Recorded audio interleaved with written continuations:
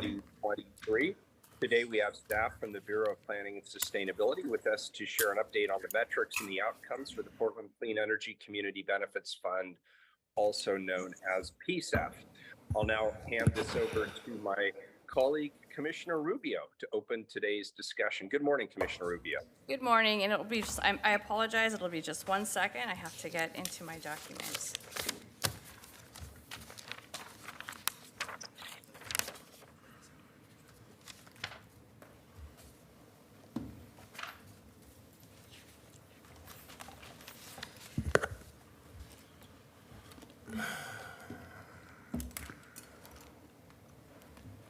Okay, thank you, Mayor, for that introduction. I'm excited to be here to present an update on the Portland Clean Energy Community Benefits Fund's metrics and outcomes. PCEF, which got its start from the community, passed with overwhelming support. It's the first environmental initiative led by communities of color in Oregon and the first program of its kind in the United States. This fund is designed to reduce and remove the systemic barriers that have accompanied our dependence on fossil fuels while centering frontline and BIPOC communities as decision makers. As we sit here today during another intense heat wave, we're reminded of the significance of this program and the impactful investments we can deliver to our communities around climate resilience in the face of unprecedented climate disasters. The need to address the climate crisis is clear. Over the last several years, Portlanders have experienced record-shattering heat, choking smoke from increasing wildfires, more frequent floods, and other extreme climate events. Scientists also recently published a warning that the next 5 summers will be the hottest on record.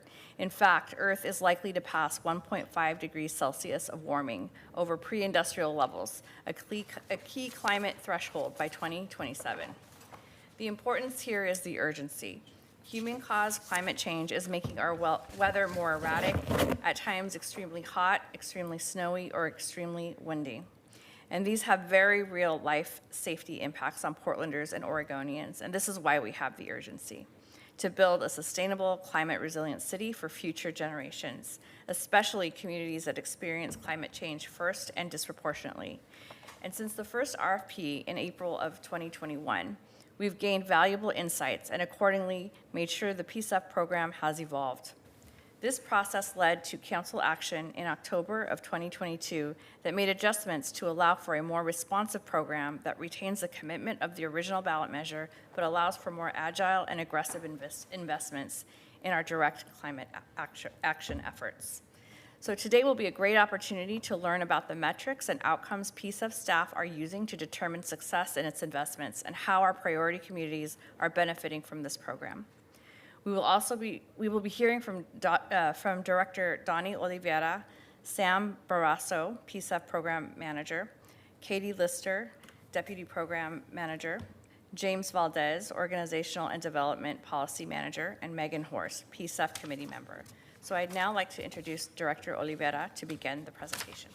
Thank you, Commissioner Rubio. Good morning, Council. Donnie Oliveira for the record. So we'll go ahead and get the deck set up here. I'm going to set the stage about what we're talking about today. So hope we can focus a conversation around this important topic. So just to get us started here, I'd like to just kind of refresh the memory about like one of the key pillars of the program, the Portland Clean Energy Benefits Fund, is rooted in accountability. When community leadership put together the ballot initiative that was successfully passed by Portland voters, accountability was a core function of what they thought the fund should be built on. And right out of the gate, the fund focused on measuring impacts. But there was a real tension that came out when PCEF was created, in that there was an urgency to get these dollars out, and simultaneously we were challenged and asked to put together a program that was robust in terms of measurement and metrics. And to say that we've been successful is an understatement, because a program of this size, first of its kind, required a lot of hands, and we were both building the program as we were running it. So kudos to the team for getting us to where we are today. But we could always do more, and as Council directed us after RFP2 last summer, we are here today to present to you an update on where we've gone with the metrics and measurements of the program. And following up on the audit's one-year report that just was released this summer, we have some real promising advancements in what we're doing and going forward. are hoping to share with you the next steps for the program. One of the things that I'm really explicit about that we're not going to be diving in deep today is on the climate investment plan, which you all will be looking into next month. We are looking forward to briefing you and your staff in the coming weeks in preparation for that September 20th hearing. But today we're really going to focus on the metrics and measurements, the impacts of this program, and how we're going to be measuring success going forward. Next slide, please, Sam. So what that's going to look like today, we're going to just do a quick 101 over a glance at the program, how we got here, the nexus between the Energy Fund and our climate goals as a city, and frankly, what we're experiencing on the planet, as Commissioner Rubio alluded to, and then we'll dive into the funding areas. After that, the team's going to walk through real specific measurements of not just the impact of the overall fund, but how we're measuring success on the individual grant level or initiative as appropriate, and then we'll be discussing long-term program outcomes. And then I'm really excited to hear the team share with you all the progress to date, successes from both RFP1, RFP2, and cooling program, Portland, which is our heat response program, to kind of give you a snapshot of how those dollars are already at work in our city, who's benefiting from them, and how when you extrapolate that over time and expand the resources allocation that we have available to us, we're going to see massive impact. So with that, I'm going to turn it over to Program Manager Sam Barrasso to walk through where we're at. Okay. Good morning, Commissioners. Good morning, Mayor. Thank you, Director Oliveira. So as Donnie just shared, we're here to discuss program metrics, goals, and project outcomes to date. But later on in the month, just from a visual timeline sense, on September 20th, we'll come before you all again as a full council to present the inaugural climate investment plan for your consideration, which we'll be sending to your offices the last week of this month. And then we will continue to come back before you all for future funding approvals associated with the various funding rounds and programs, as well as an annual review of our performance. So you will see more to come of us, particularly as we start getting spinning, but we're here today and excited to jump in. Some of the key takeaways that we want to make sure you walk away with today after this work session is, one, PCEF continues to be a trailblazer for innovation in climate justice. PCEF is the first of its kind in the nation. While we have initiatives such as Justice 40 at the national level, PCEF is still a marquee program that continually gets in action questions from other cities around how are we doing this. From the very get-go, you'll also hear that we've always measured and tracked our potential and outcomes of our investments, and we'll talk about how we're pivoting and moving deeper into that work. You'll also hear how our investments to date have demonstrated clear benefits for climate and the community.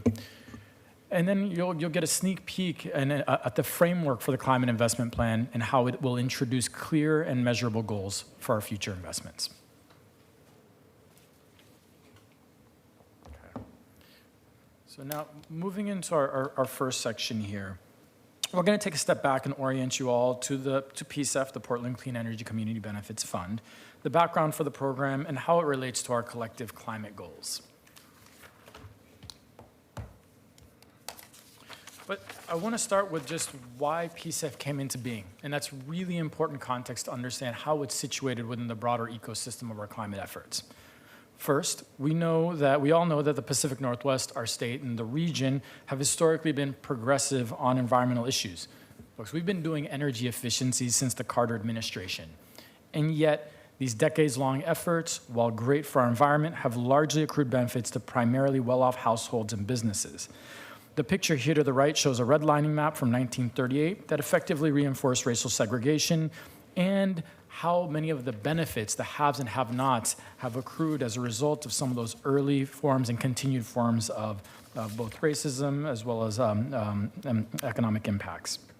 And so today we know that communities of color, low-income communities, and people with disabilities are most burdened by climate change and least connected to clean energy opportunities. They have the greatest exposure to climate impacts and the least access to adaptation. They are energy cost burdened and cannot access the benefits of energy efficiency. When we step and just look at even on the workforce side of this, thinking about, let's just say solar, for instance, relatively speaking, a fairly progressive industry. Even there, our efforts have fallen short. Solar jobs are largely 80% male and almost 90% white. And so PCEF was designed to address these gaps and fill in the broader ecosystem that we have to invest in energy efficiency, renewable energy, in our green infrastructure, and do so in a way that invests in communities that have been historically under-resourced, underserved. And so it is fundamentally about climate action, and that is what PCEF is here to do. As I noted, this is the first of its kind program in the US. And so just a few facts. We generate over $100 million annually to invest in efforts to address climate change and advance racial and social justice. We are funded by a 1% gross receipts surcharge on Portland sales by corporations with at least $1 billion nationally and $500,000 locally, with certain exemptions for groceries, utilities, and medicine. This was passed by ballot measure in November 2018 with 65% of Portland voters, and notably in that era, it was, and it still remains, the first climate fund measure created and led by communities of color in the US, but as part of, with leadership from communities of color, but in a broad coalition of labor, progressive businesses, environmental groups, and other many organizations. And then to date, we have awarded over $151 million in grant awards and allocated $100 million through our strategic programs. And so, yes, PCEF is about climate justice. It's about addressing the climate crisis while enhancing our resilience, combating racial, social, economic, gender, and environmental injustice. But it's really important to take in, if there's a few things I want folks to leave with, it is not just about reducing greenhouse gas emissions. That is a central tenet, but it is also, and the full name is Portland Clean Energy Community Benefits Fund. Those community benefits are critical. If this was just about emissions reductions, we would be investing in forest restoration projects in Indonesia or large-scale utility solar in Eastern Oregon. But it is about those community benefits and making sure those benefits are accruing to Portlanders here. And so that's going to be a large part of the metrics that we're going to discuss is around how we're talking about our emissions reductions and those benefits. And with that, I'm going to turn it back over to Director Oliveira. Thanks, Sam. So I just want to give a quick snapshot about PCEF in terms of the context of Portland's leadership on climate. Going all the way back to 1993, Portland was one of the first major cities on the planet actually to create a climate action plan. And really that was not just a signal of leadership and taking action where folks saw a need, but it was also a representation and understanding that Portlanders appreciate and understand the value of access to clean water, clean air, not just the environment around us, but also ensuring that our future's prosperous and safe for our families and communities, our children. And so with that, Portland has a legacy of ensuring that we're thinking about the future as we make decisions. And another place of PCEF in this timeline is really, again, on the leadership of community to say, you know what, we're not doing enough to invest in those communities that have been most burdened by the climate impacts around us.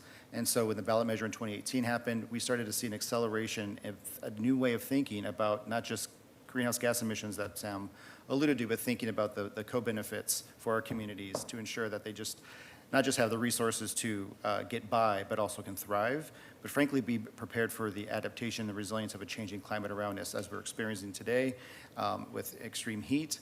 These are the new norms of our society, and how we respond to that is going to be really essential, and PCEF's designed to help support that.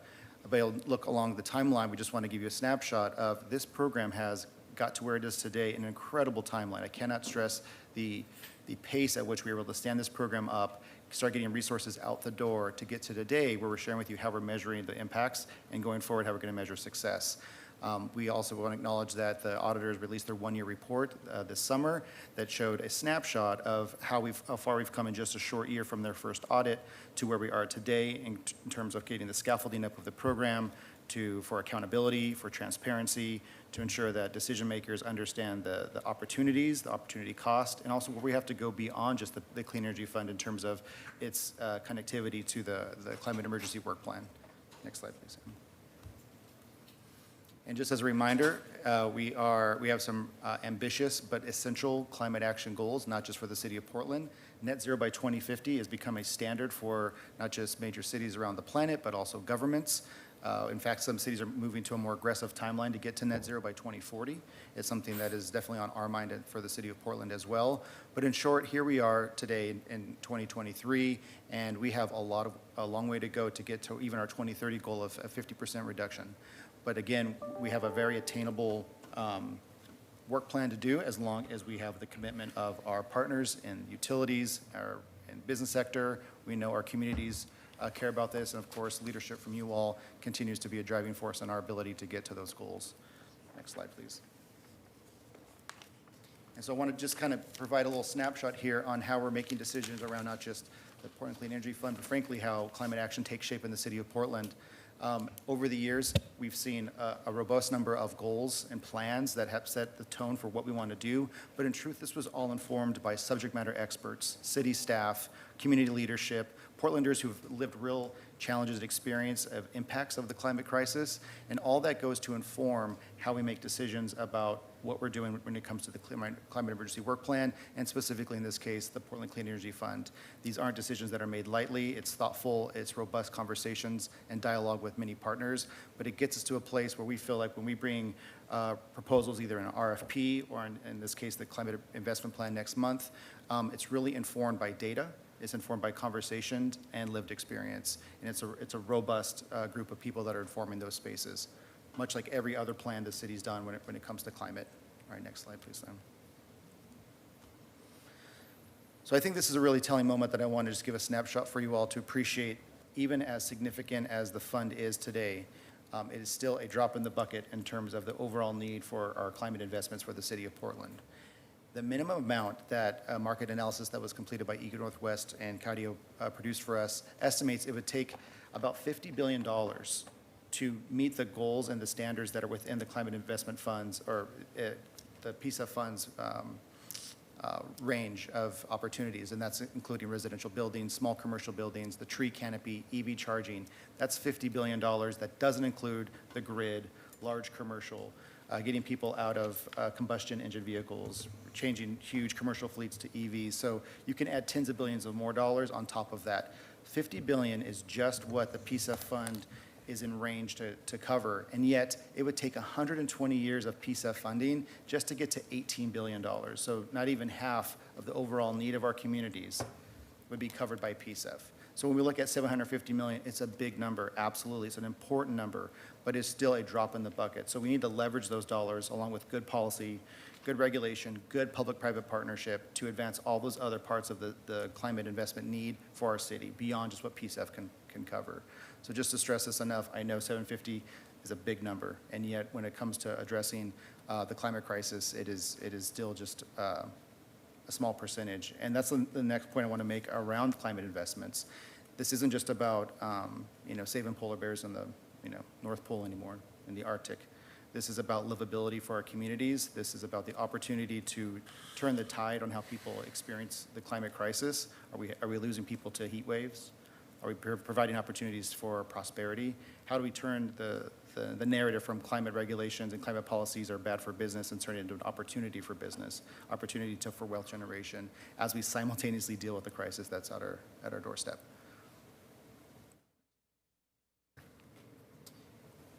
And one of the things that we addressed as a part of the city's audit was ensuring that there was a clear nexus between the Clean Energy Fund's funding and our own climate emergency work plan, which is the current climate action plan for the city of Portland.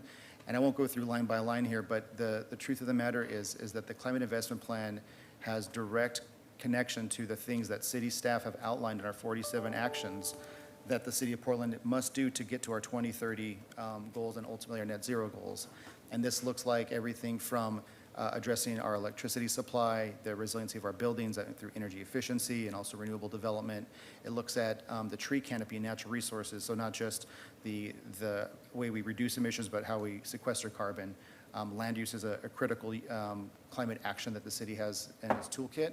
And of course, two of the things that we added that are really critical to the success of the fund are we acknowledge that transportation is a core emission sector, and that was added to the funds through the code updates from last fall. And again, we can have all the resources, but we need people to do the work. And so capacity building within the fund is essential as well.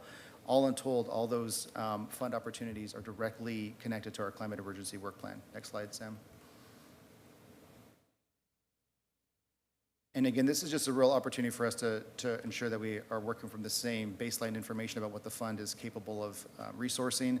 So the original ballot initiative targeted energy efficiency, renewable energy, so green infrastructure, renewable agriculture, workforce and contractor development, and other GHG reducing projects through innovation grants. And in October of '22, we added the transportation decarbonization sector, which was acknowledging that 40% of our emissions are coming from transportation. And we'll dive deeper into that next month in terms of how that's going to play out in the climate investment plan. But we also added that capacity building component because, again, it's not just the resources, we need people activated to do that work. And with that, we're going to pause right here to answer any questions just about the overview of the fund, see if there's any clarification needed from you all.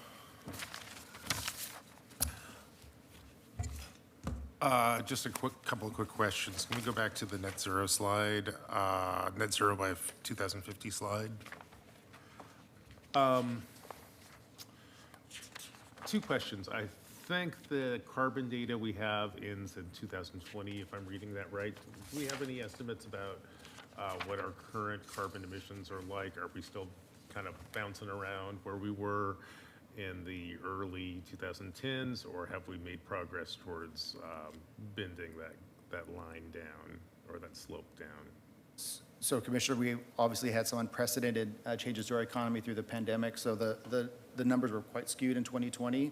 So we're hoping to get, better data in 22 that'll give us a more precise accounting of where we're actually at. Essentially, 20 and 21 were lost years because the pandemic kind of threw off our calculations. What I can tell you, though, is we just released the one-year report for our climate emergency work plan, and of the 47 actions, we've already completed 2 and 44 are underway. And if we were able to achieve and meet those goals, we would actually be able to hit our 2030 target. The good news is that city staff are well underway on working on those projects. I will be perfectly frank to say we're not fully resourced, even with PCEF's investments, to hit those goals. So we're going to need some creative thinking about how we achieve those targets. Okay, I think you would, thank you. I appreciate that. Just a quick follow-up. Who does the measures the amount of carbon in the air? Is that a state responsibility?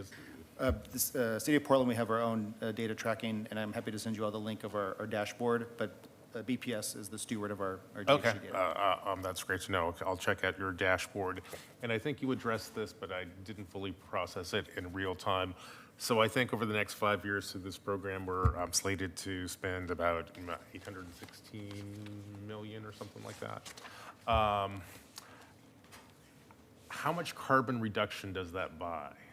We're going to talk about that in the next session. Okay, Section of the presentation. thank you. No more questions, Commissioner. I might just have a couple high levels. So Oregonian reported this week on the impact of Amazon, Google, and other big energy users on the overall grid. It sounds like some of our state goals we may be behind on in terms of creating a cleaner grid. How does that impact some of our planning assumptions as a city of Portland? I'll do it first. That's a great question, Commissioner. So the one thing about greenhouse gas emissions, climate goals, they know no geopolitical bounds. So everything we do is interconnected with the state and the region. And so absolutely the grid, and we're actually going to talk about that at a work session next month. Okay. Our grid is impacted by those decisions. The electrons flowing through them are impacted by those decisions. So how we respond as a city is distinct, and yet we are fully connected to what the state's response is going to be as well. So it's an impact to us, short answer. Okay. I think I'm good for right now.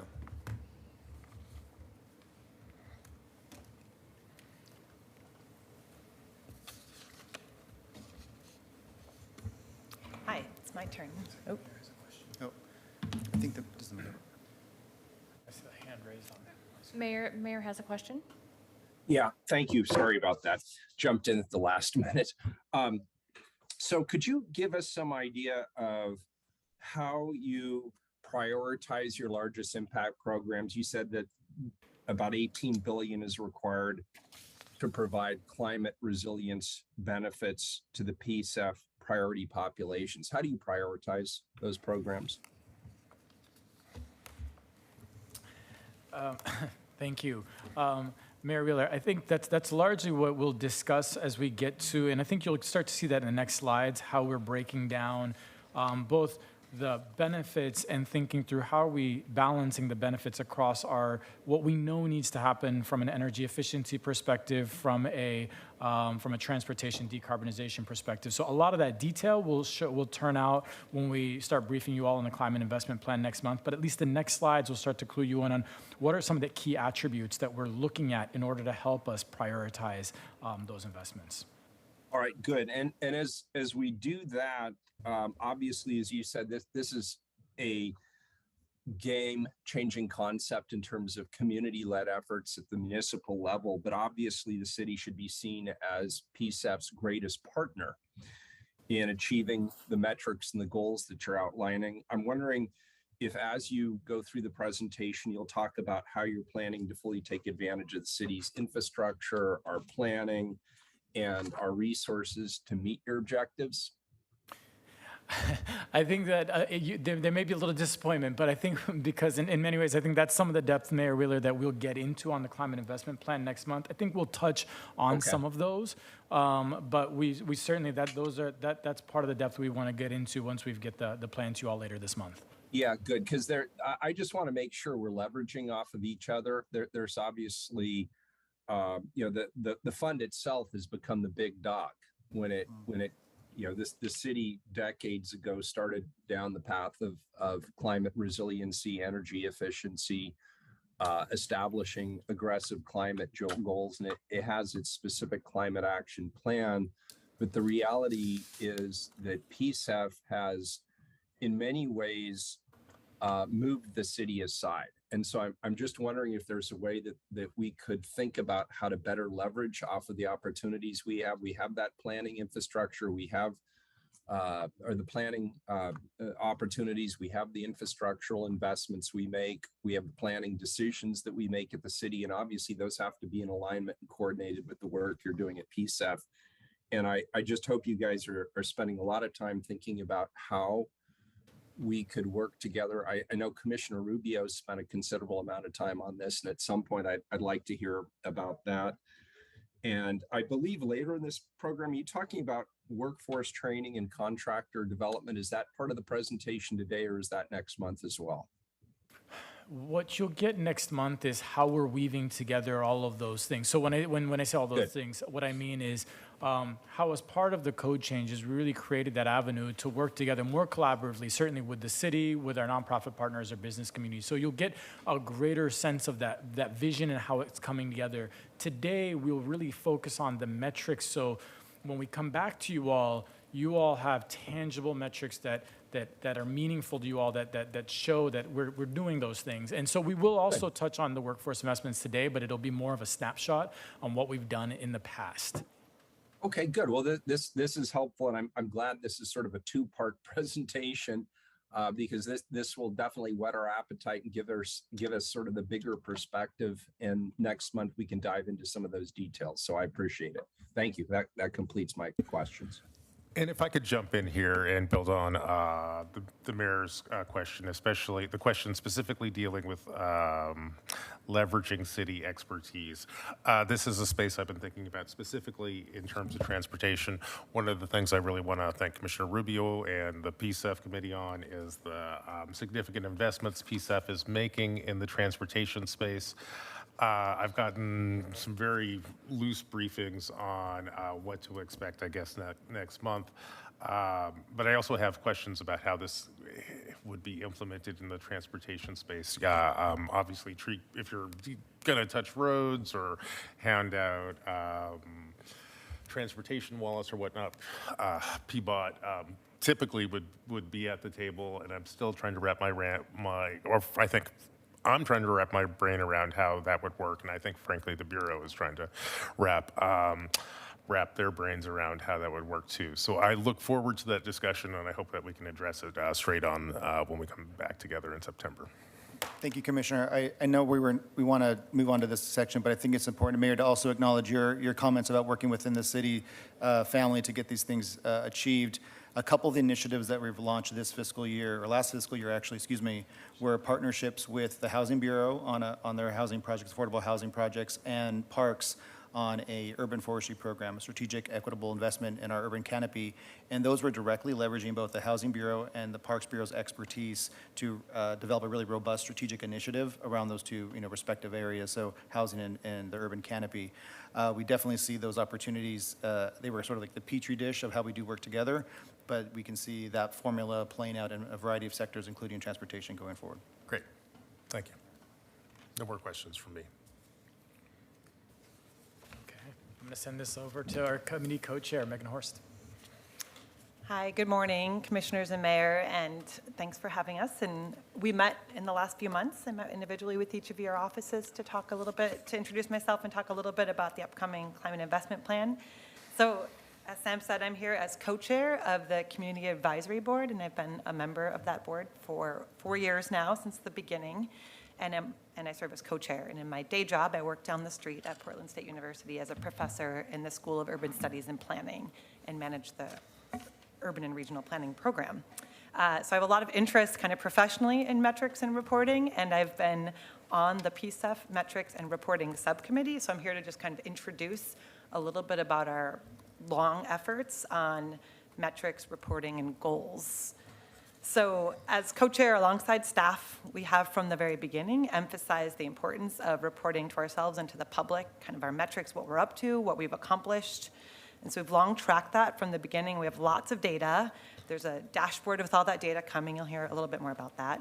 And on the evaluation or the reporting and metrics subcommittee, we, some of the members and staff, went through a long, diligent process to identify a whole range of things we want to track and report out on.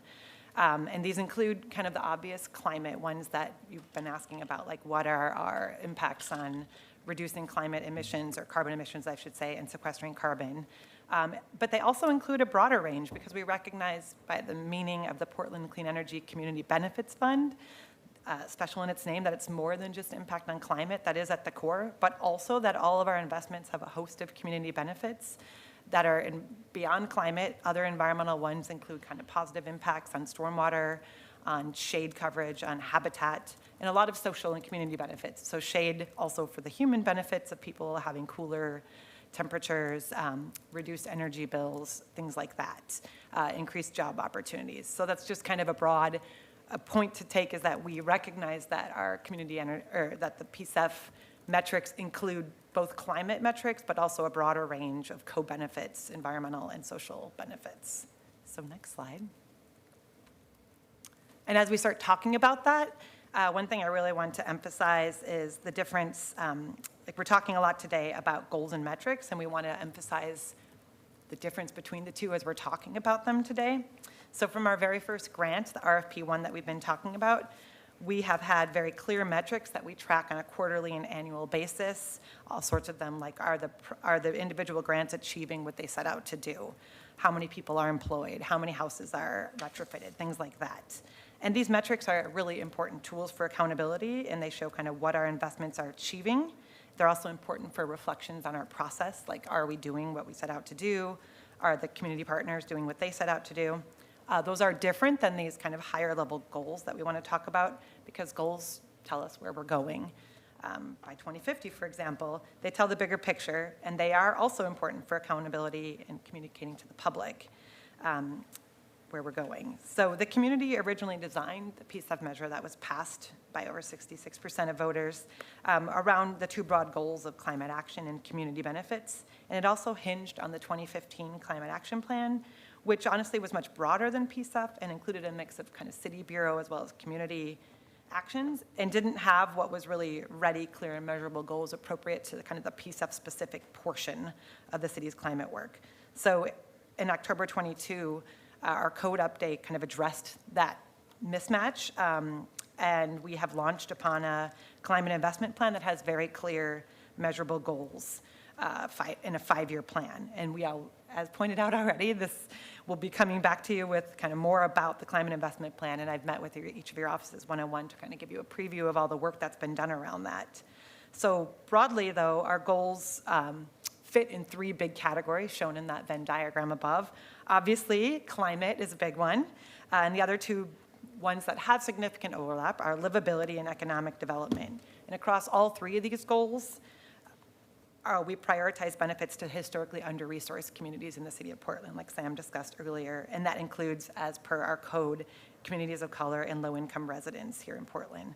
So on the next slides, we'll walk through these goal categories and kind of sample metrics in a few more details.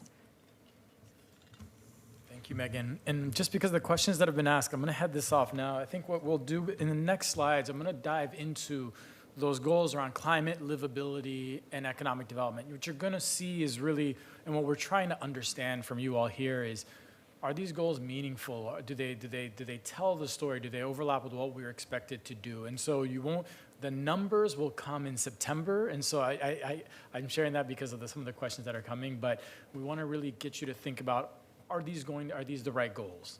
All right. So, and then we'll go backwards looking and start looking at our RFP 1, 2, and Cooling Portland in the next bit. But first, our first really category of goals are our climate goals. It's the core of one of the core tenets of what we do, and it's really boiling up each of our investments that we're making and how are they contributing to meaningful, measurable. What are the greenhouse gas emissions reductions? What are the metric tons of CO2e that are reduced? And so we get those from when we invest in electric bikes, for instance. We get those because we're taking cars off the road. We're displacing that gasoline fuel consumption with electric bikes that have a lower fossil fuel intensity. So that's how we get some emissions reductions. When we install EV chargers and promote more electric vehicle use, we are powering cars with less fossil fuel intensive means through a cleaner grid as opposed to gas fuels.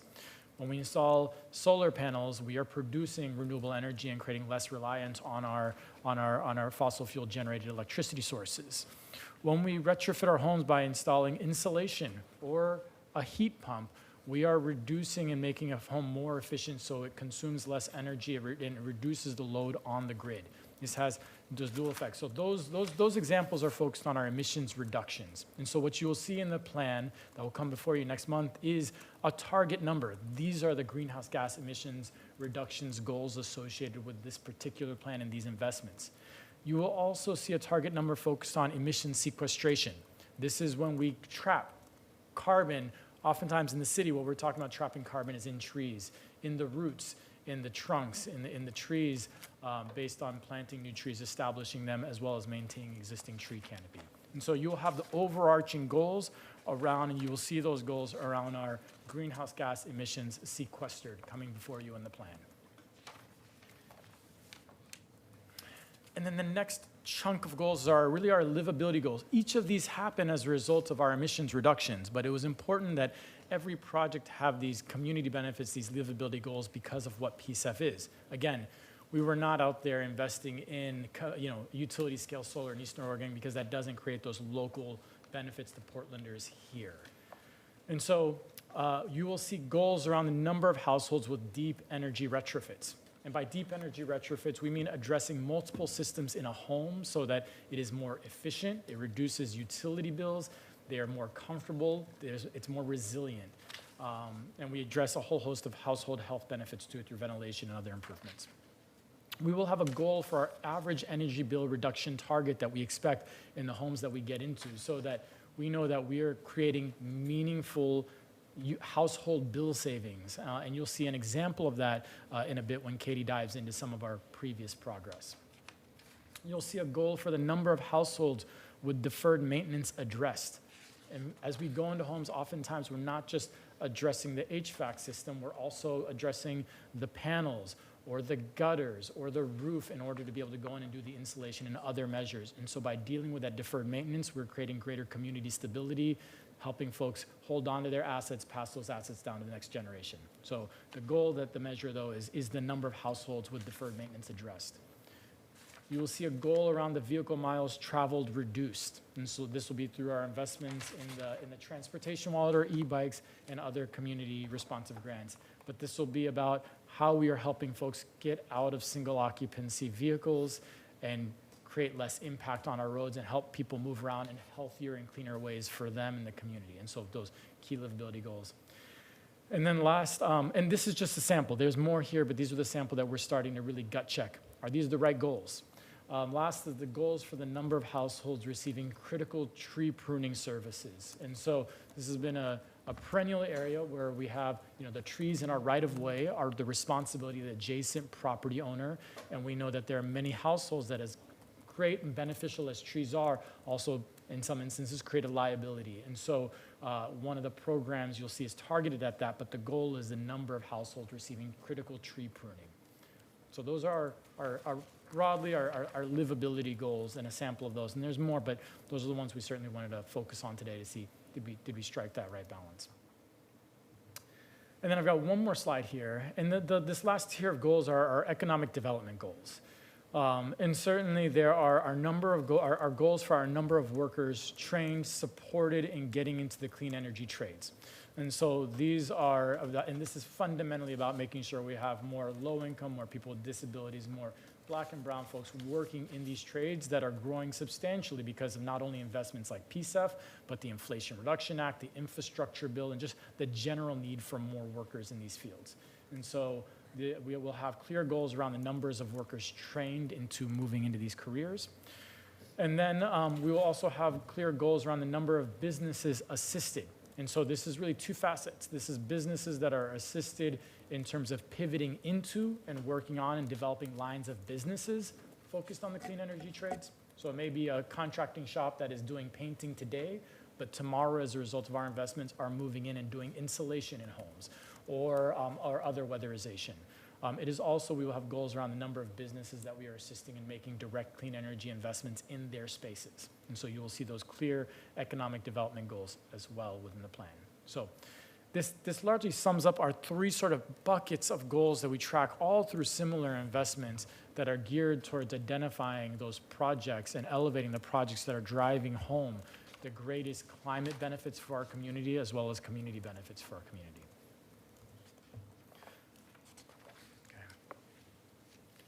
Turn it back to you all for questions. Really, it's what metrics would help you better understand the program impact? Are there other goals we should be considering, and so forth? Here, I'll jump in real quickly. Thank you for that presentation. And I'm still trying to get a handle on what exactly PCEF is trying to accomplish here. And sometimes I think I got it, and sometimes it gets a little bit more elusive. So if I go back to this slide, which shows us, this is the climate investment slide. I don't know if we need to pull it up. I think you told us here we have a $50 billion climate problem here. And if we wanted to erase the racial differences in the climate space, that would cost us $18 billion. So are you guys trying to solve for the $50 billion problem, or are you trying to solve for the $18 billion problem? Because I would say this slide, this graphic right here, maybe if we can fast forward to the Venn diagram with the overlapping thing, I think the Venn diagram is telling me you're trying to solve for the $18 billion problem. Is that right? Just so I'm tracking where you guys are trying to go? Thank you, Commissioner. It's a good question. We certainly prioritize our investments and our design of our programs, so we are striking and providing those benefits and these are groups that historically would not receive these benefits. So absolutely, without a doubt, that when we think about our program design, we think through how do we remove the barriers and make sure that our investments are able to go in those households that need it most. However, a lot of our programming, you will see this in the plan that comes before you next month, is certainly going to create other benefits, and there are other funding streams in there that are not strictly limited to our priority populations. But they are priority populations for a reason. Our design is centered on making sure our benefits are going there. And so I would say, yes, the $18 billion is absolutely the target, but it is our impacts on our benefits are not limited to that 18, that group that would be captured in that 18 billion. Okay, thank you very much. And just to give you guys a sense of how some of the categories in my brain around how we think about this space. You could try to solve for this problem right here, which is just the amount. Here I'm showing this slide that shows us the amount of carbon that we're producing or dumping in the air and where we hope to be by 2050 or so. We've been kind of bouncing around for the last 25 years or so, or maybe it's 15, depending on how you look at it. So we could, and I think a lot of people, when you think about carbon or this space in general, think, let's just get the carbon out of the air and maybe sequester some carbon too, so we don't have days that get up to 108 degrees. And, one way you could do that is just say, we'll put out an RFP and pay you $100 for every 100 tons of carbon that you keep out of the air. And, I think market theory tells us that that might be a really efficient way to do that. But I guess there's other goals that you could try to accomplish too. And I think what I'm hearing today is you kind of want to accomplish something much more, a little bit more complex, but also quite worthy, which is, you're not necessarily just trying to solve for the climate problem. You're also trying to do economic development and livability. Although interestingly, I think there's also an equity overlay here, which I don't think is really represented on this graph too, so I'm struggling with that a little bit.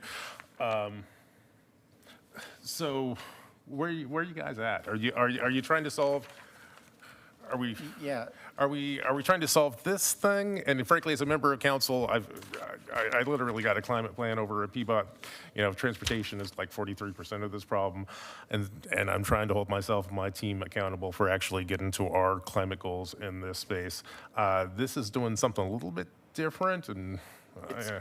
Commissioner, you're absolutely right. There is inherently targeting emissions reductions. But that goal, the net zero by 2050, is encompassing so many things, and some of it, frankly, are outside of the city's purview. Sure. So, what our utilities put in our grid is substantial and impacting. What fuels are in our vehicles is impactful. So there are a lot of things that are even outside the purview of the city. What PCEF is looking at doing is ensuring that the investments we're making to reduce emissions also have those co-benefits of livability, inherently wealth generation opportunities for our communities, and the equity component is absolutely there. Sam alluded to it, but I think it's a really great example. Is it's absolutely cheaper to invest in solar in Eastern Oregon, where the land's cheaper, we can get more bang for our buck, if we were just looking at GHG reductions. But if we're looking at the workforce opportunities, frankly, our resiliency in the case of wildfires, if lines go down, local generation is really important as well. So there's a lot of co-benefits that I think are inherent not just to the reductions component, but also the livability and safety and security of our city. So when you start layering on those things, I think PCEF's angling to address more than just the net zero target. Okay, thank you. And one more question, and this just to make sure that I'm understanding. Can we go to a livability climate investment plan goal slide? I don't think it really matters which one. There, we can just stop on that one. I am a little bit confused about the difference between goals and metrics. Why aren't frankly, I would think of the number of households with deep energy retrofits or retrofits, average number of energy bills reduced as being kind of metrics as opposed to goals. Am I kind of not getting something there? Why is that not a metric? In fact, here, in this particular slide, I'm not sure what your goal is, but I think I see a bunch of metrics. Yeah, thank you, Commissioner. When we come back before you in September, you'll see more clear numbers around each of these attributes. Okay. The point here, and we're trying to get, these are certainly, you can look, and we had this robust conversation. There's always a metrics versus goals. What we will be bringing before you all is a clear goal number so that we can be held accountable to where we're going. What we've, I think, been starting at and you'll see this shortly, is we've captured a lot of these metrics in the past around what we've done. But I think the challenge has been, and we've heard it clear from you all, around where are we going? It's, okay, we see that we're going to have each of these metrics, but how do we know that this is the right balance in what we are doing? Because there's a complexity to what you'll see in the investment plan is we're not investing in just one singular program. We're investing in many different programs. And so it was important for us to lay out, we're going to retrofit 3,100 homes, and it's going to be this many homes per year, so that as we come back to you all, we brief you all in subsequent years, you can say, have you hit that target? And I think that was just a clear translating a metric figure into a goal, and ultimately that translates into the emissions reductions that we're able to achieve as well. But that was the objective there, is just to better communicate to you all, to the public, where we're going. Okay. Thank you. I don't have any more questions, but I do see the mayor has his hand up. Yeah, I just have a couple of basic questions. Didn't want to interrupt the flow of the presentation. When you said critical tree pruning, were you referring to critical trees, or were you referring to critical types of what were you talking about there? What is critical tree pruning? There are certain pruning instances that it's not critical trees. I mean, you all know we have our heritage trees and many other trees within the city. This is going to be focused on certain income qualified households being able to tap into pruning instances every few years so they can manage their trees with the appropriate cuts, the right cuts to the trees so that it manages its shape, its growth, and makes sure that these are trees that aren't short-lived but long-lived, and that we're able to maintain. the Okay, so carbon this is basically tree health. Is that the right way to think of this? Yeah, and thank you for the suggestion. Yes. Okay, no, you're just clearly identifying who on this council has the most unhealthy tree in his backyard. That is. Well, I won't mention any names, of course. Then the other question around housing renovations. How do you identify and prioritize housing renovations, and what metrics are you looking at as you think about what you're trying to solve there? And can I just be blunt? If there's one area where I think accountability is necessary, this is probably it. So could you dive into this a little deeper? I'm looking at my colleague. Yeah, Katie, please. Hello, Commissioners. My name's Katie Lister. Hi, Katie. And Mayor, Deputy Program Manager for PCEF. So, I mean, we prioritize the way that we prioritize households is, or have to date, is through, because all of the houses that we've served have been through the Community Responsive Grant Program.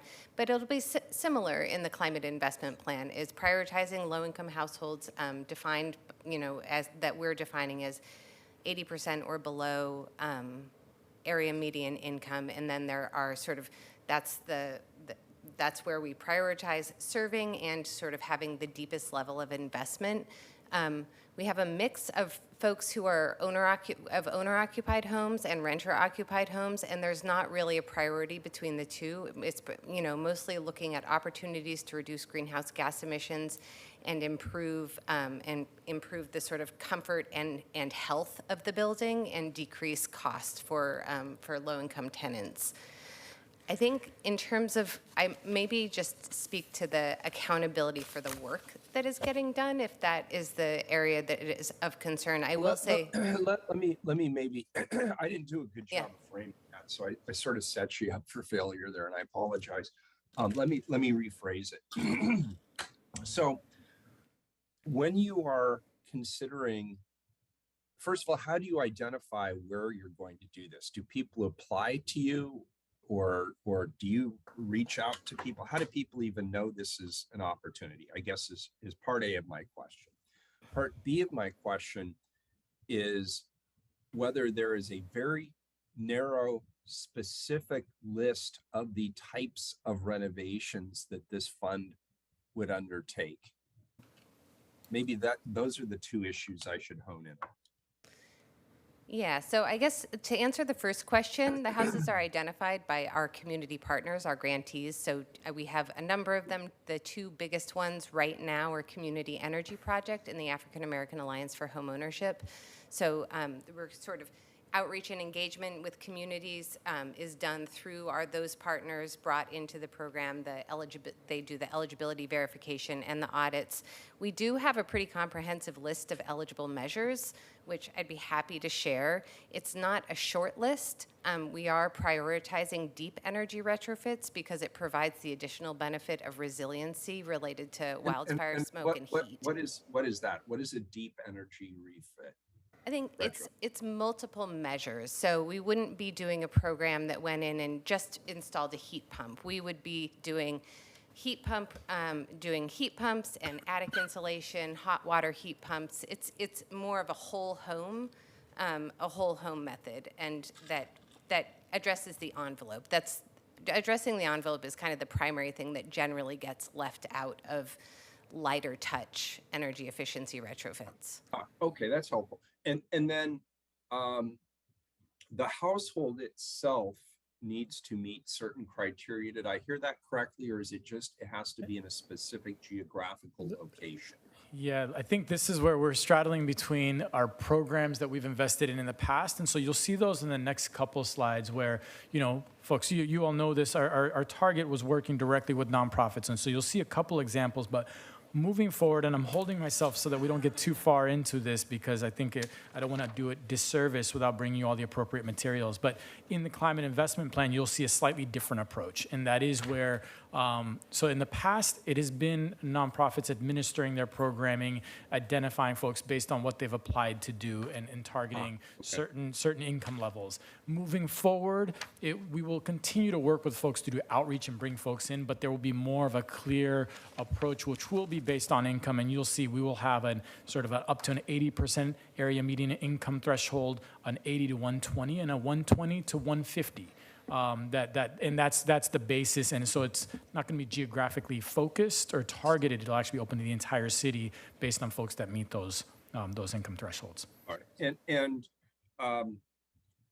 is it an accurate assumption on my part to assume that these retrofits are intended for families that wish to remain in those homes as opposed to put them on the market and sell them? Is that accurate? I think that is all, Mayor Wheeler, yes, that is accurate. I think there's probably a longer conversation, but at the face of it, yes, that is absolutely accurate. Yeah, cool. Okay, that very helpful answers. Thank you. I appreciate it. Couple of questions, observations. So in defining resiliency, does seismic resiliency play a factor in the fund? And I would submit it should. We're making substantial policy choices around making our community as resilient as possible to the Cascadia event whenever it may come. It's a major barrier to converting office buildings downtown right now. Are very strong regulations on seismic retrofits. We have walked them back a little bit in the city of Portland, but still it's an onerous hump to get over. So I just am curious, and I'm flat out advocating that we should be explicit that seismic resiliency is a part of the equation here in terms of long-term goals. What I will, Commissioner Gonzalez, what I will, I'll give you a two-part answer. The two parts. The first is we're focused generally on climate resiliency. And so when we talk about climate resiliency within the city of Portland, really we're talking about extreme heat, extreme weather. We're talking about vector-borne illnesses, and we're talking about flooding. Those are the primary risks when we talk about climate resilience. Resilience is a broad concept which can capture many things. And so I think we are focused on climate resilience. That said, and I think that's an important, that said, each of our investments, particularly in commercial buildings, in single-family homes, in multifamily buildings, existing buildings, we do invest in deferred maintenance. And we have seen and invested directly in projects where they've taken sort of the deferred maintenance allocation and put it towards their seismic resilience. And so it's up to them. They may decide to deal with a gutter which is causing leakage going into the attic and mold issues before they do insulation, or they may decide to take their deferred maintenance allocation of their budget and put it towards addressing and making seismic stability improvements. And so that's sort of the way we've created there's the core investments they need to make that are targeted at energy efficiency, green infrastructure, renewable energy, and then there's the deferred maintenance allocation, and that's how folks have been sort of marrying those two together. And happy to kind of talk through those examples. I would just submit that as a community, we have substantial exposure to the Cascadia event when it may come, and we're not on a great path to bridging that gap. So when we're looking at an overall risk to a community, substantial investment that's required, and some really painful public policy trade-offs. Again, we consciously or unconsciously, we have made the decision as of right now that we're going to allow for substantial barriers to converting buildings to apartments in downtown, and it's directly related to our requirements around seismic upgrades. So I would just submit that we have a substantial gap there to fill. You mentioned something about vector spread of disease. Could you be, does that come out of the original? I just want to be clear. Yeah. Could you clarify that? Yeah, this is mosquitoes. Mosquitoes is the primary thing. And so this is when you step back and you look at Multnomah County and their public health assessment of the sort of the climate impacts we face, the greatest ones. Certainly, we've experienced it real time.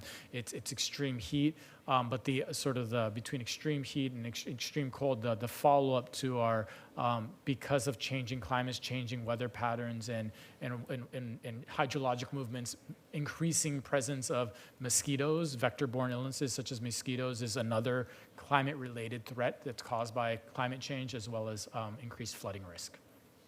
I see. Okay, so you're tying that direct. That I follow.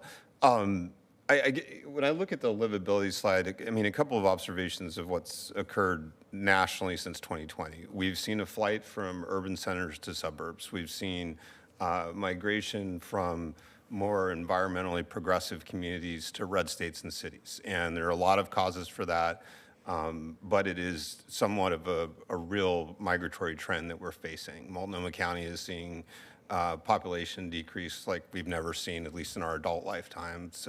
Probably have to go back to the early 80s to see anything similar. This has a really negative environmental impact. This has really negative impacts on our ability to confront climate change as a community. We cannot continue to lose people from urban cores to suburbs. We cannot continue to lose people from blue cities to red states. And so I would submit that when we talk about livability, we need to explicitly address that reality that losing population from a city like Portland, from a city like San Francisco, a city like Seattle, is net bad for any climate change goals. I'm talking big picture, and then specifically the city of Portland. So I would submit we really need to build that in a little bit to more medium-term goals.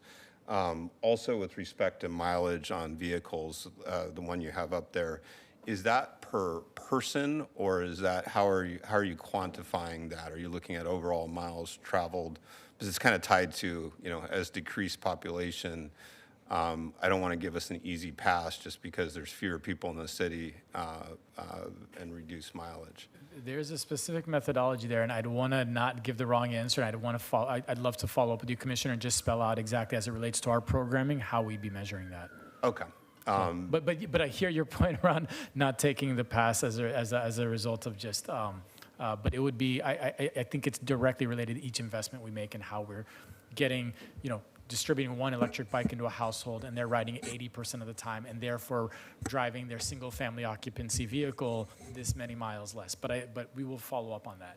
And tie it as well to one of the other very difficult trends we have that we're experiencing right now: declining bike utilization in the city of Portland, as well as declining public transit utilization. These are real trends right now. Some of them have been going on for a number of years. Some of them were accelerated during the pandemic. And so when I look at metrics and goals here, that's a very direct impact or direct connection to our collective impact. And I would just call out that those should be explicit, whether metrics or goals. I have to sit there and think about it. The challenge, of course, right, is whether PCEF investments are going to be the key drivers to increase that. I mean, we're seeing public safety concerns directly impacting public transit utilization. So I'm wrestling here, is PCEF the right tool to address that? TriMet has a substantial responsibilities. Is it really a city? I mean, I'm thinking out loud here, but it's just recognize when we're really looking at our collective impact, people cycling more and riding the train more is going to do a lot of positive. And we have some very difficult trends right now in terms of what people are independently choosing for a variety of reasons on both. One last sort of question on metrics. So painful story we all read recently. We installed some trees as a city of Portland, in East Portland. Yay, we installed some trees, and it was to reduce temperatures. We've got some real problems in East Portland, but our ability to line up long-term maintenance and watering led to the death of a lot of those trees. And so taking a step back, this is an ongoing challenge for public entities. It's easy sometimes to get capital for upfront investment. It's a lot harder sometimes to assure funding for maintenance and for sustained investment to keep that investment up, right? And as a city, we have a problem with infrastructure investment. We don't, you know, but we have an even bigger problem with how we're going to maintain those things when we do make those investments. So I guess what thoughts have you given to that sort of scenario as you're thinking about metrics, and that when we don't pat ourselves on the back for an investment if we're not, you know, lining up how we're going to take care of that for the 10 years after we have the ribbon cutting and celebration? I'll answer this one really quickly and Okay. to Director Oliver, because I think it's one that I think we just have I think we've hit it well with our colleagues over in Portland Parks and Recreation, the Urban Forestry Division there. Within the Equitable Tree Canopy Program, which is one of the 2 fast-track programs, we're not only planting trees, but we're doing 5 years of establishment. So that is the key part of the funding there, is not only for the initial outreach, the door knocking, the getting the permits, the tree planted, but it also is about 20 watering visits per summer for the following 5 years, and at least two pruning instances to set the tree on the right structural path. And so that's a core part of the thinking around that program that we've got, which we'll detail next month. Okay. Commissioner, I want to just acknowledge your comment about the seismic investments and just the overall need for investments in our infrastructure within the city. As you're well aware, Commissioner Mapps also is the Transportation Commissioner. Our laundry list of deferred maintenance and demands on our infrastructure grows long. Yes. And so there is no shortage of places that we can invest our resources. And I would just offer that this particular investment fund that we're going to be rolling out with you all next month is just grabbing one piece, and any investment in our communities is a good investment, especially when we're able to address livability concerns. That safety issue that you acknowledged on transit is real. How do we ensure that our communities feel safe and protected, including everything from the livability concerns on our streets, but also from our weather patterns. But fundamentally, consider that the fund is really seeding ideas. It's really addressing needs today. These homes that we're responding to are folks living in crisis as we speak. So we are addressing one of the many laundry lists of needs that we have in our city. I'm sure we could come up with a $750 million plan of equally important investments and do it again and again. There's that level of shortage. So all that we're offering is, when there's an opportunity for the seismic overlay on some of those deep retrofit projects that Katie was alluding to, we evaluate what does this building need to even have solar panels on it. It might need a seismic upgrade, so those things are being tackled. And then the last piece on just this issue of where do we put our dollars. We need dollars out in the community now. We can't wait very much longer, so we know where we can go with these dollars, and so we're positing that this is the place to put, because the community asked us to do it 5 years ago. Okay. I have a quick question, but I see the mayor's hand up. Yeah, just a quick one. I don't know where else to talk about it since Renee brought it up. The tree article, that one was really surprising, and it's not a difficult fix. And I hope that anytime the city plants a tree, there should be a form that gets filled out. Where is the tree? Whose responsibility is it? How will it be maintained? How will it be pruned, et cetera, et cetera.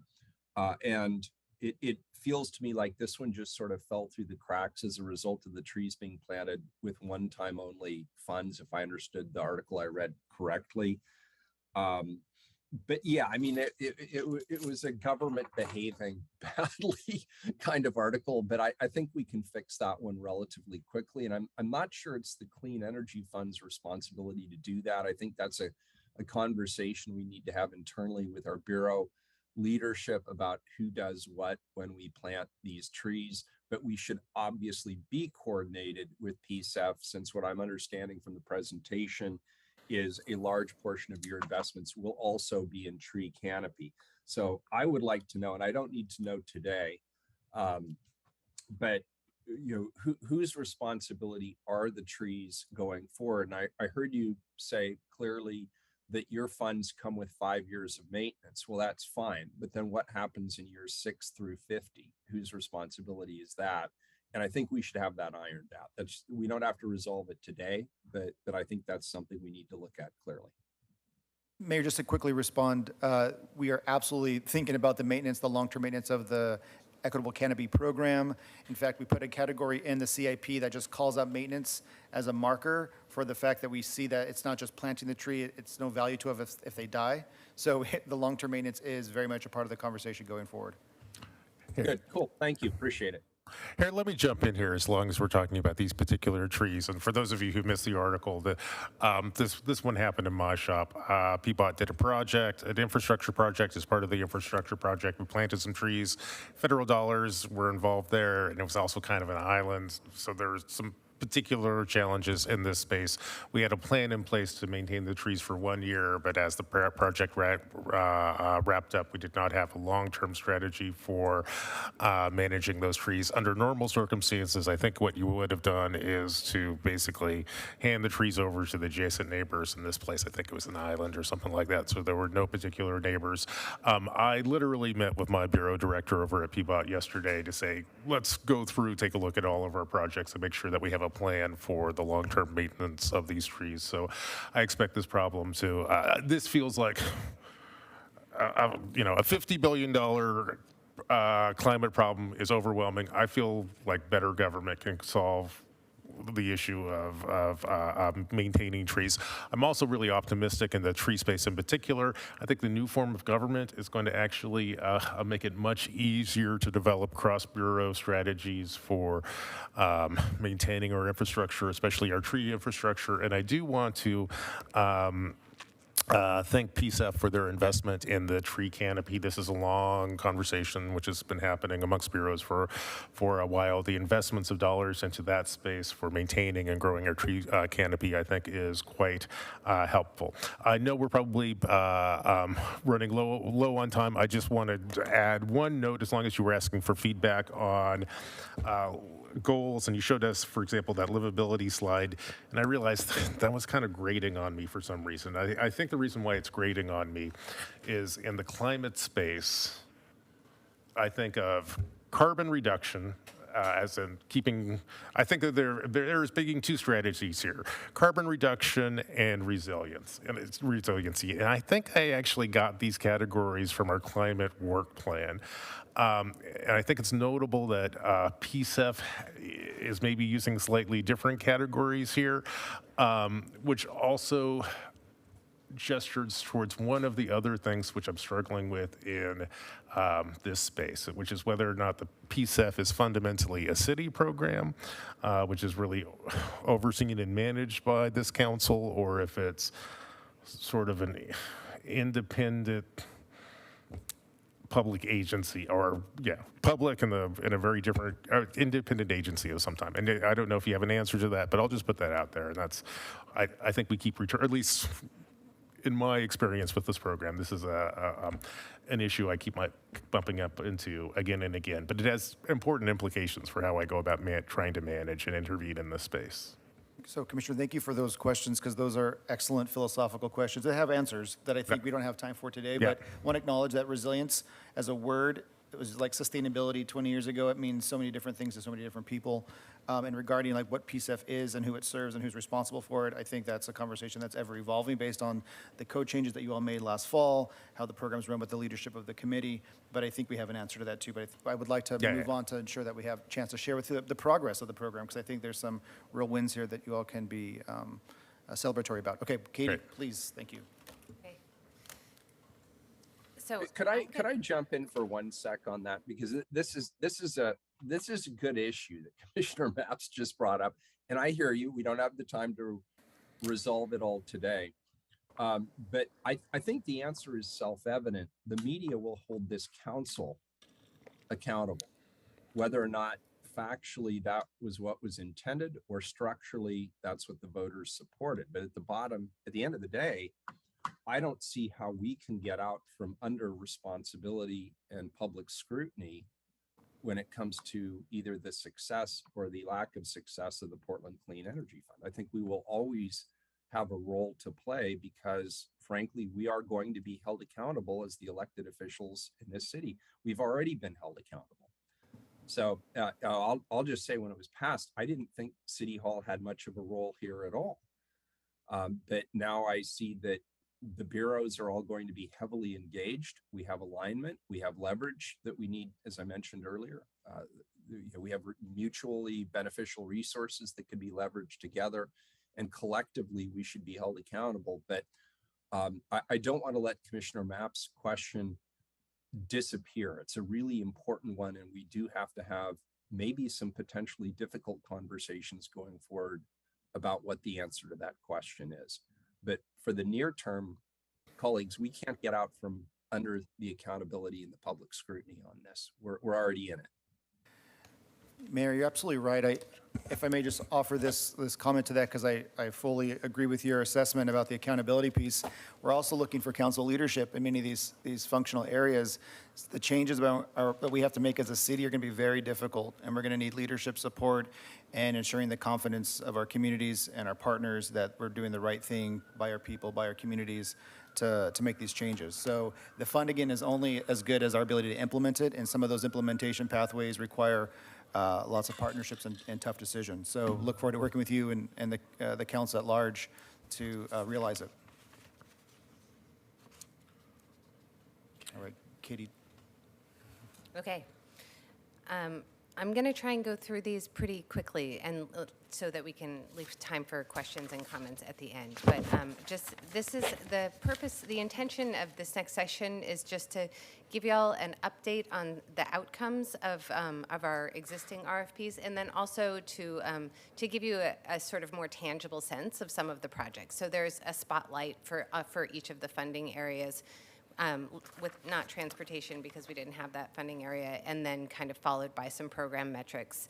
So just this first slide just has a brief overview of what we have funded to date. So RFP 1, that was our small RFP, was $8.6 million. It was approved by council in April 2021. The average duration of the grants that were awarded during that cycle, the implementation grants, was about 3 years. So some of those, there are a number of those that are still ongoing, that are not yet closed. RFP 2 was approved by council July 2022. That was a much bigger RFP, $107 million. A lot more implementation grants, a lot more energy efficiency, workforce contractor development. The average duration was 3.5 years, and it's a 1 to 5 year range. 5 years is the maximum. And those projects are just starting to get underway. Those projects are just getting going. And then Cooling Portland, which was formerly known as the Heat Response Program, has awarded $16.3 million through 12 community partners to bring cooling into the homes of vulnerable communities where cooling doesn't exist. And then just to note that between September 2019 and November 2022, we held over 60 engagement events and with over 1,200 participants. And I would just note that is in addition to,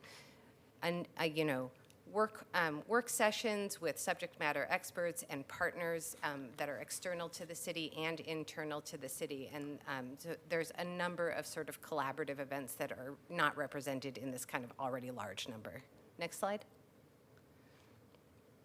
So the first spotlight is on energy efficiency and renewable energy, and this is just an example of a project that was done with community energy projects, RFP 1 grant. They do also now have an RFP 2 grant that was awarded that is sort of a larger grant doing the same sort of work with some tweaks from, learnings from their first grant cycle. And this is a home of a woman, of a low-income homeowner, where the measures that were done, we replaced a failing heat pump, improved efficiency of air ducts and insulation, installed a 6 kW solar panel on their south-facing roof.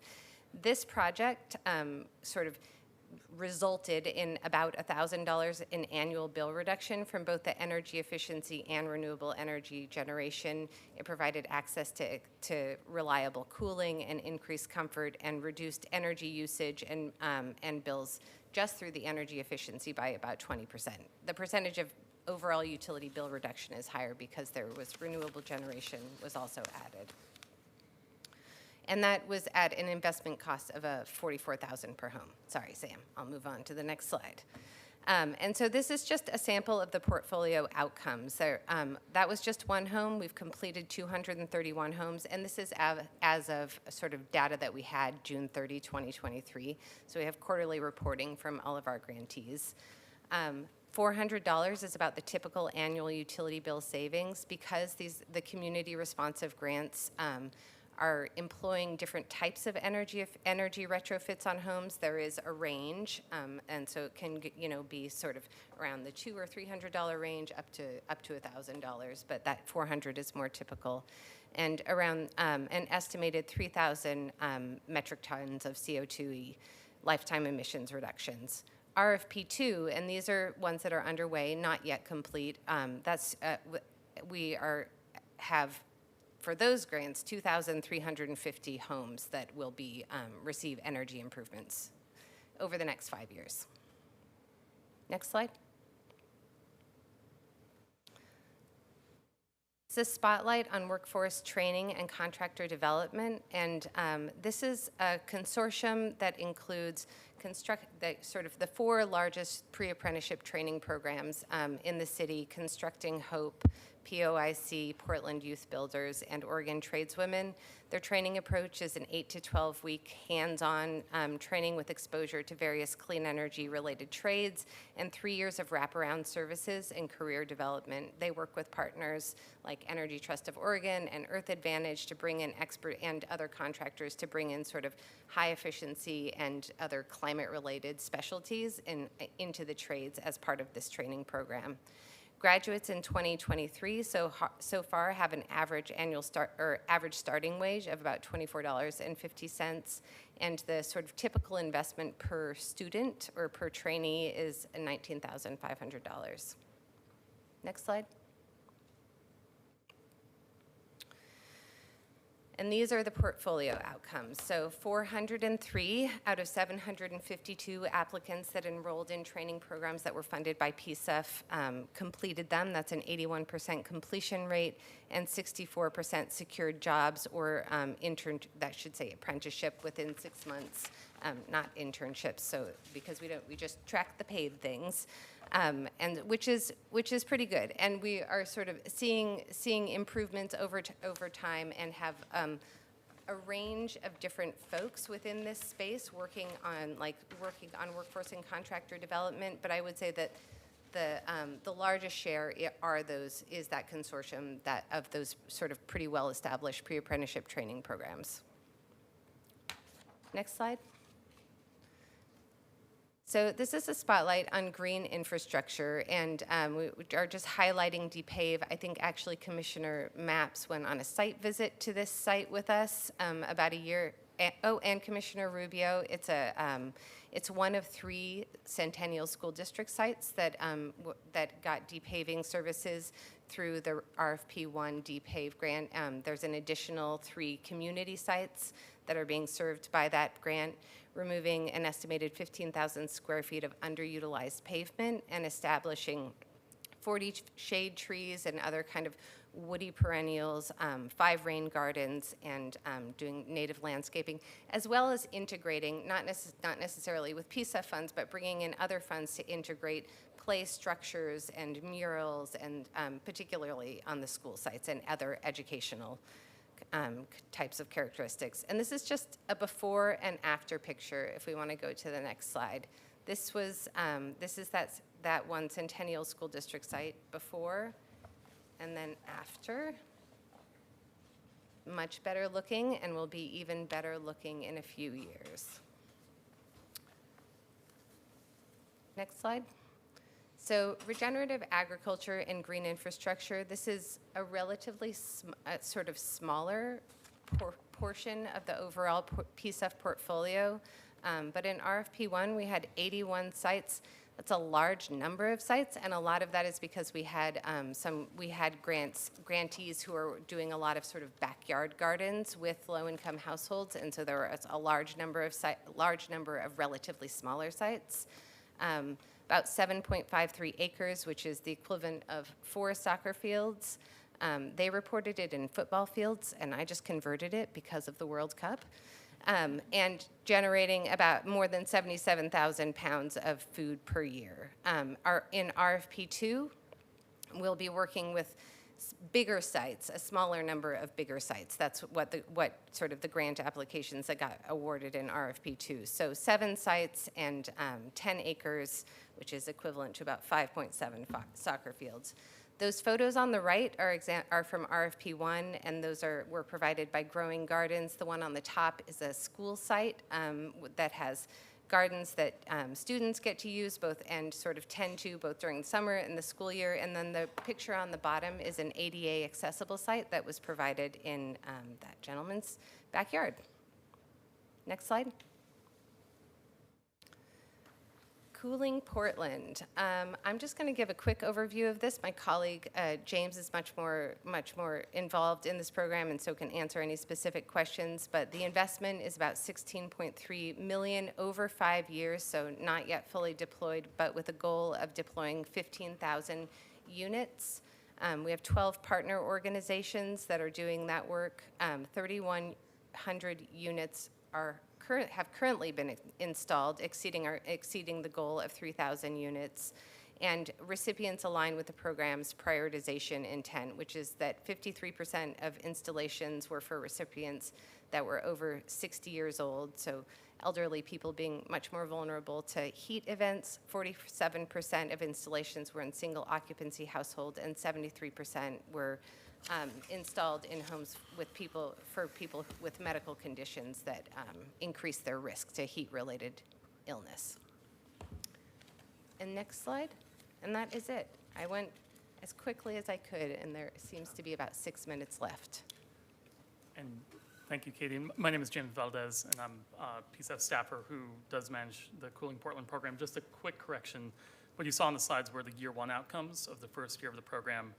The current total number of cooling units installed is 6,061 as of this morning, and we do have a dashboard that our partner Earth Advantage manages that has a real-time update of that. Just wanted to clarify Thanks, that James. all the numbers here were from the first year report, Yeah. and we're in the second year of the program.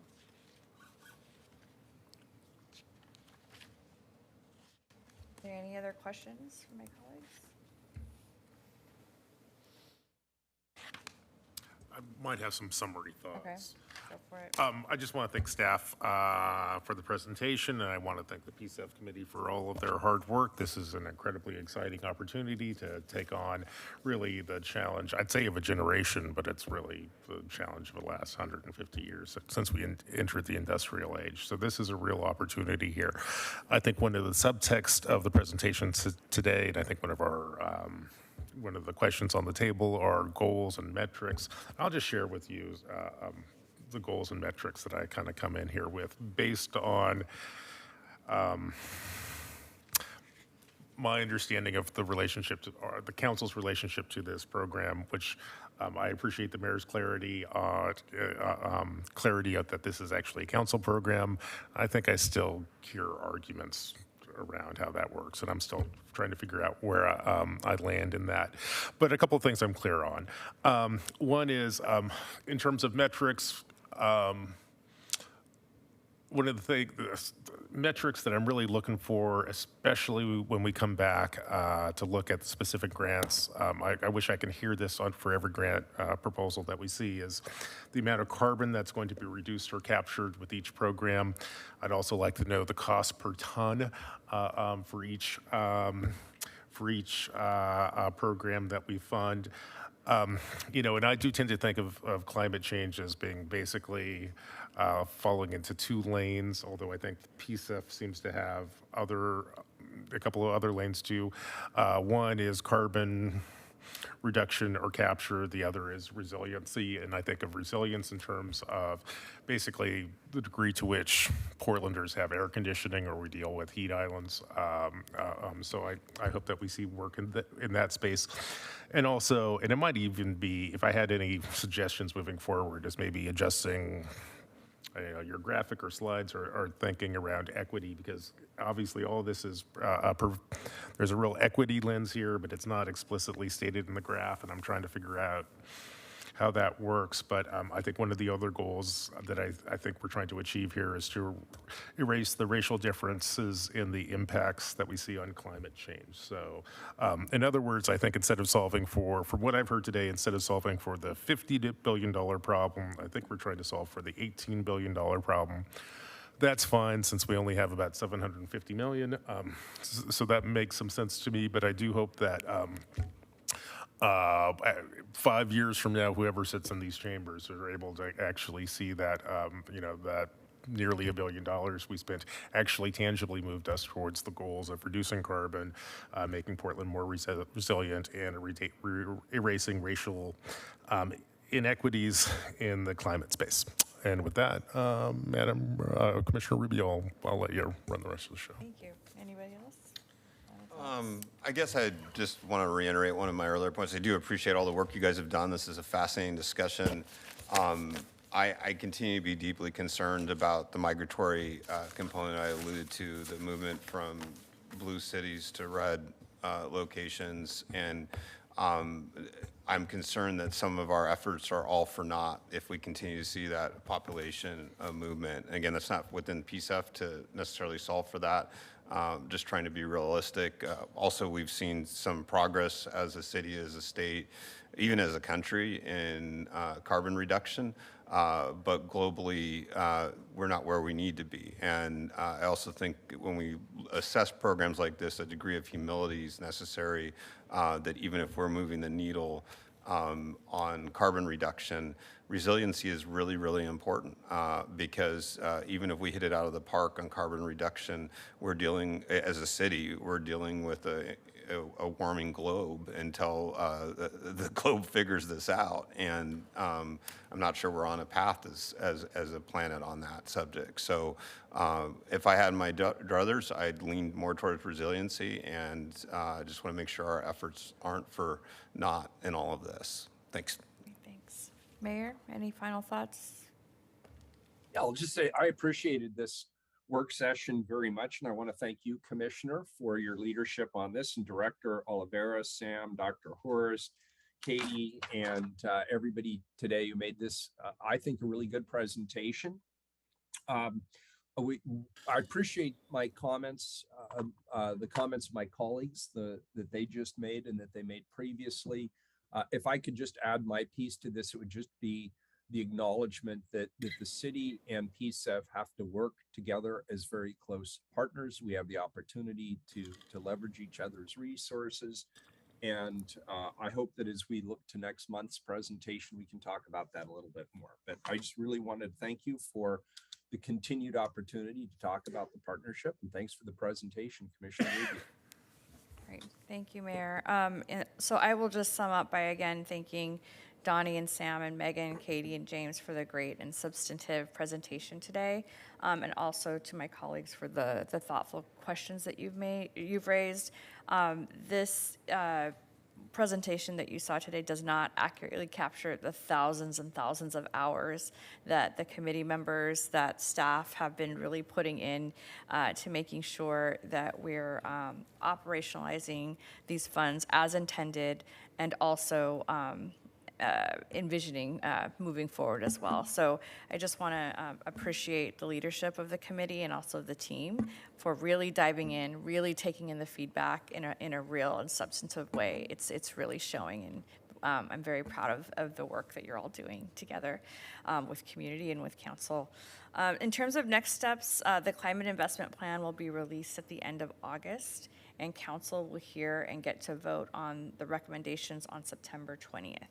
And in the meantime, PCEF staff are available to meet with council offices on the plan.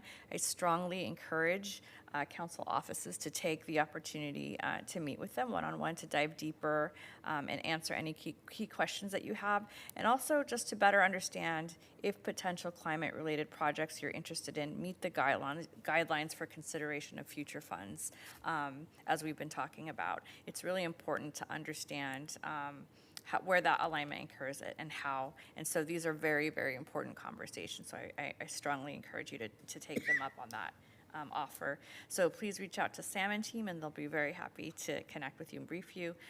So with that, our presentation is finished, and I will turn it back over to the mayor to close us out. Great. Thank you, Commissioner. Thanks, everybody. We are adjourned.